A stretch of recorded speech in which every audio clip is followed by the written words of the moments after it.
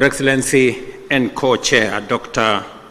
Emerson Dambuso Mnangagwa, Chairperson of SADC and President of the Republic of Zimbabwe, Excellencies, Heads of State and Government of the East African Community and SADC member states, Ministers responsible for Foreign Affairs and External Relations of EAC and SADC, Secretary Generals of SADC and EAC, distinguished delegates, esteemed guests, ladies and gentlemen, I will take this very early opportunity to sincerely thank my dear sister, Excellency Dr. Samia Suluhu Hassan, President of the United Republic of Tanzania, for hosting this joint summit.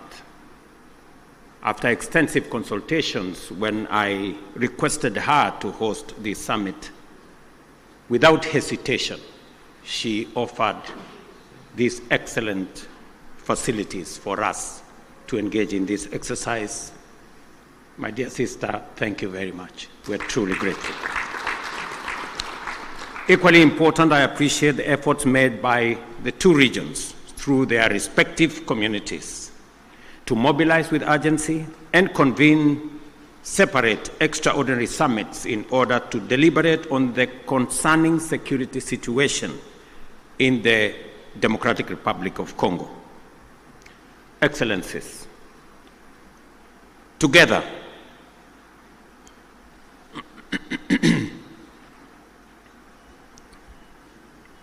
we find ourselves standing face to face with a grave and protracted security, diplomatic, and humanitarian crisis in DRC, a situation that demands our immediate, collective, and sustained attention.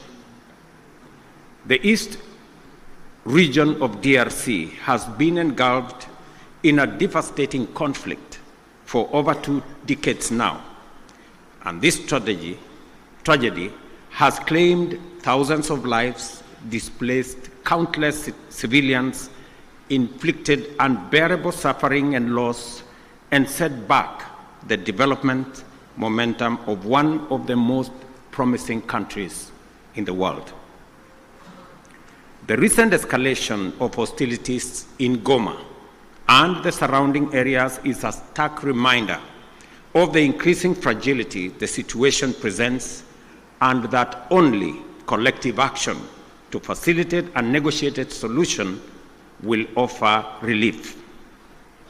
Today, we join together in order to reiterate our calls to the parties to this tragic conflict to immediately cease hostilities and take positive action to allow meaningful dialogue aimed at restoration of stability. Specifically, we stand together to call on all parties to actualize the ceasefire, and specifically on the M23 to halt further advancement and the armed forces of DRC to cease all retaliatory measures. An immediate ceasefire is the only way by which we can create necessary conditions for constructive dialogue and implementation of a comprehensive peace agreement. As members of the African Union and United Nations, we stand bound by fundamental principles of respect for the territorial integrity and sovereignty of nations and the principle of good neighborliness. These twin principles are the surest safeguards for the realization of peaceful coexistence. Equally, as responsible members of the international community are bound by the obligation to ensure the safety of diplomatic assets, civilians, and personnel, as well as peacekeepers within our countries. The wanton disregard for the sanctity of life, diplomatic missions, and peacekeeping, and peacekeepers as well, is not only a brazen demonstration of lawless and unprincipled pursuit of violent harm and destruction, it is a grave affront to the rules-based international order. Excellencies, our presence here underscores our consensus that the time for action is now. The lives of millions depends on our ability to navigate this complex and challenging situation with wisdom, clarity of mind, empathy for the millions whose lives and livelihoods have been plunged into uncertainty, concerns for DRC's lost opportunity to accelerate its growth and development, and a steadfast commitment to peace and justice. A terrible yet indisputable act is that the humanitarian cost of the conflict in the DRC has been staggering. Millions of civilians have been displaced and many lives under the persistent threat of violence, including sexual and gender-based violence against women and children, and the recruitment of children to take part in combat.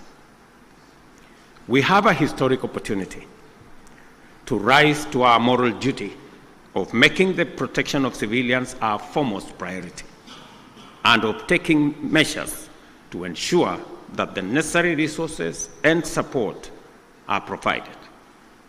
For many well-known reasons, the situation in DRC implicates the broader global community.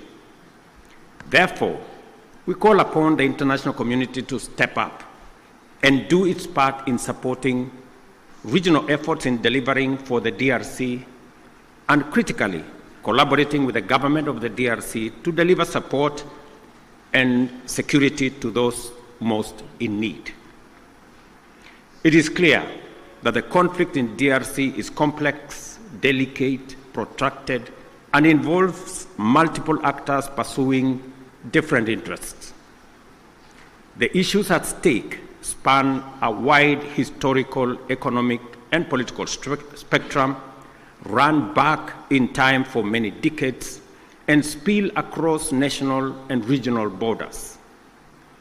There is also a clandestine international dimension at work, whose persistent, cynical, and destructive effects must neither be underestimated or ignored any longer. For this reason, it is equally clear that such a conflict cannot be resolved through military means. We must resist the temptation to think that we can somehow shoot or bombard our way into a solution in the face of such a complex situation. Instead, we have to agree that only a comprehensive diplomatic approach, one that addresses the root causes of the crisis, secures the historical integrity and territorial integrity of DRC, and affirms the sovereignty of its people and their aspirations for freedom, justice, and development. That is what will establish peace, and enduring peace at that, in DRC. Such an approach must also bring together multiple stakeholders, regional states, international bodies, political organizations, civil society groups, and the Congolese government itself, to dialogue and collaborate in order to explore, develop, and implement a lasting solution. Excellencies, I am confident that you agree with me that dialogue is not a sign of weakness. It is a testament to our collective wisdom and strength, both as leaders and as communities. It shows our capacity to articulate issues patiently and clearly, listen to each other, consult comprehensively with a common goal in mind, and negotiate patiently until we reach a better outcome than the bitter results of bloodshed.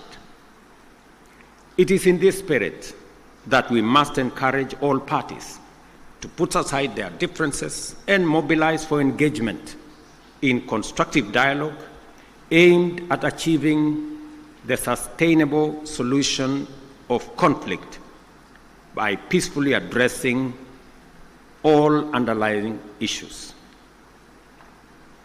I believe that we have a singular opportunity to build on the gains and lessons of Luanda and Nairobi peace processes.